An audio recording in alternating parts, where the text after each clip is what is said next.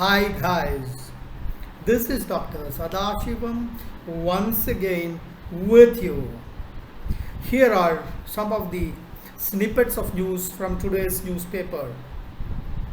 First, it's a matter of great pride for all the Indian stocks. The valuation premium of Indian equities throughout the emerging and developed markets has hit a record high in the month of August. We are talking about MSCI India Index, and it is a benchmark for global fund managers to decide their investments throughout the world. It is MSCI Index and it has got two components. One is MSCI Emerging Markets and MSCI World Indices. Now they both have a valuation premium of 96% for the emerging markets and 29% in the world indices. Just to set the context, in the past, of course in the long term, India traded at 45% and 8% premium respectively, because the MSCI emerging markets has improved from 45% to 96%, guys, and the MSCI world indices, the valuation premium has increased from 8% to 39%, 8% in the long term past to 39% in the month of August. Absolutely a marvelous performance. In fact, to cut it short, the Indian equity market is being seen by investment managers throughout the world as a very, very positive destination. India, a very positive investment decision for their future investments. Now, each one of you can decide for yourselves. The foreign institutional investors who have been taking money away from our country for the last so many months, will they be coming back? Absolutely, they will come back. Where else will they go?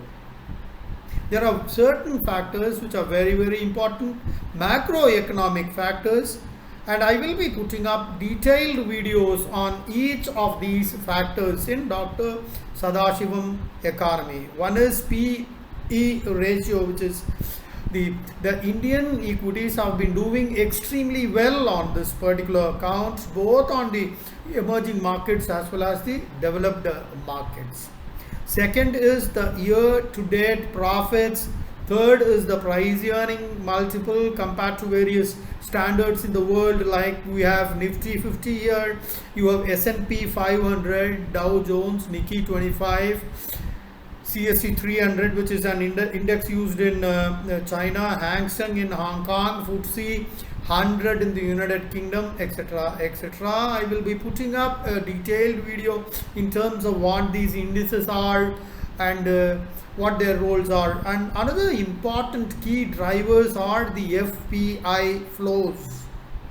FPI is nothing but foreign portfolio investors who have turned net buyers from the month of July. In fact, more than $5.5 billion have been invested in the month of August alone, and so far, which has been the highest in the last maybe 12-14 months. The dollar market, Indian dollar market, is also doing quite well, and these are some of the important factors, and I will be putting up a detailed video in the stock market, which indicates the macroeconomic health of the country. Guys, another important news item figuring in the last 2-3 days is interpretation of PMLA Section 4. Typically, PMLA stands for Prevention of Money Laundering Act 2002. Very, very important. PMLA also includes those relating to the enforcement directors, arrest, search, seizure, and lots being talked about it. And this particular section of the law deals with provisional attachment of properties. Now, Supreme Court has seen that the practical impact of giving a carte blanche to the enforcement directorate to act as it places is bound to create degradation of the rights of the accused persons. Like the Supreme Court has already given a clarification which talks about the powers of the ED, which is the Enforcement Directorate, to attach properties of accused people. A lot of things are being talked about, and I don't want to go into depths of this particular case. I will be putting up a separate video because this video talks only about the headline. So as of now, please remember PMLA, which stands for Prevention of Money Laundering Act 2002. Remember this year. This can be used in any essay question in IAS, IPS, and you can connect the dots on related issues, and you quote these in the civil services examination. That will give you some weightage. Otherwise, for detailed information, please look at my detailed video which is put up in Dr. SADASHIVAM's academy. Yesterday we talked about Adani's plans of acquiring NDTV. Today what happened? The shares have surged 5%, guys, on optimism over Adani's stake buying, right? I know that is what it means, but guys, we need to wait and watch before you take any strong decision on this. I will be putting up a separate video, Shubh Labh, where only stock market news are covered by me in a very descriptive fashion. Now the Boeing company is pitching for Atmanirbhar for naval fighter jets. Yes, we are talking about FA-18 Super Hornet for the Indian Navy. The Boeing hopes that it will pitch in approximately $3.6 billion into the economy if their aircrafts are considered during this round of purchase. The background is this, that India is commissioning its indigenous aircraft carrier next week, which is the Vikram, the largest warship ever constructed indigenously in India, and that will be commissioned into services during the first week of September. Modi ji jayenge bhai usko commission karne ke liye.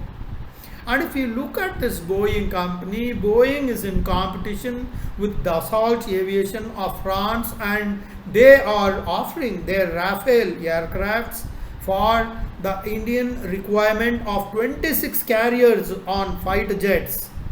In fact, these aircrafts are needed for Vikrant, which is the new one that is going to be commissioned in September, as well as for in-fleet, which is INS Vikramaditya. In fact, Vikramaditya is currently operating the Russian origin MiG-29 fighters. Now, as far as Rafale and Boeing are concerned, both aircrafts have undergone extensive trials somewhere in Goa, as per the news item in Economic Times, and things are being evaluated, and Navy is hopeful that the final selection will be done during the end of this year, and the procurement will be processed through a government to government route, guys.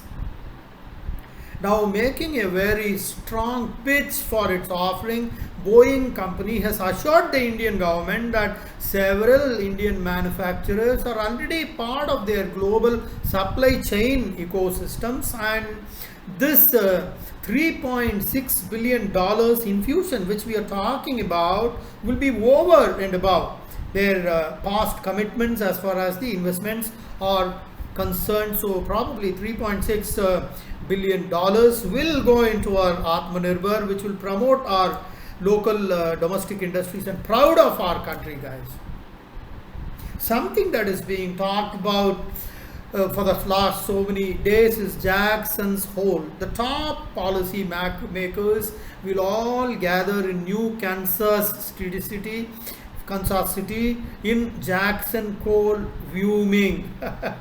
They all will be discussed because we've already seen that the inflation has been a talking point, and we have not seen this kind of inflation in the last 40 years, aided by lots and lots of factors. Now it remains to be seen how much of financial tightening and contraction of balance sheets they will be doing, and that will greatly influence the stock markets, not just in India but throughout the world, guys. Let's keep our fingers crossed, and this is going to impact the stock markets in a big way, not just the stock market, It is going to affect the whole macroeconomies of many countries in the world. It's going to be a path-breaking milestone event. Remember Jackson's Hole. I will also be putting up a separate video in the Dr. SADASHIVAM Academy's channel, and once that meeting is over, I think it will be over tomorrow, I will be putting a very detailed video in terms of what was discussed, and whatever was discussed, how is that relevant to our country, how will it impact the macroeconomics of our country. Typically it means your interest rates, your inflation, your index of industrial production, your PMI, which is the purchase managers index, your high frequency indicators. Everything will be affected by the outcome of what they will be announcing in tomorrow's meeting, because all the heads of various governments, financial heads, they will all be meeting. They will be giving their suggestions in terms of what we need to do. And of course, a lot of things will be discussed, one can presume, but one of the most important things that will be discussed during that meeting will be how to tame inflation. That will be the core agenda. Okay guys, these are some snippets from today's newspaper. Otherwise, I went through the whole thing. Nothing is relevant. Something about politics, some house being broken, some house being robbed, some riots taking place, some political, all those nonsense stuff which have nothing to do with competitive examination. So on a daily basis, I try my level best to go through some of the important newspapers like Economic Times. I typically go through Economic Times, Indian Express, Hindu and Times of India, because these are four important newspapers, and most of the main news come in all these four, and I selectively pick those topics which are important from competitive examinations point of view, especially the IAS, IPS, civil services examination. But let me also clarify to you, guys who work in corporate companies, what is happening outside is very, very important, especially for guys in sales, for guys who are making presentations in front of the board, senior people in the corporate companies who give press conferences. It is important for them to know what is happening in the world, because everything that is happening around us has some kind of an impact on your company, right? Okay guys, this is Dr. SADASHIVAM signing off till we meet again. Bye bye. Jai Hind.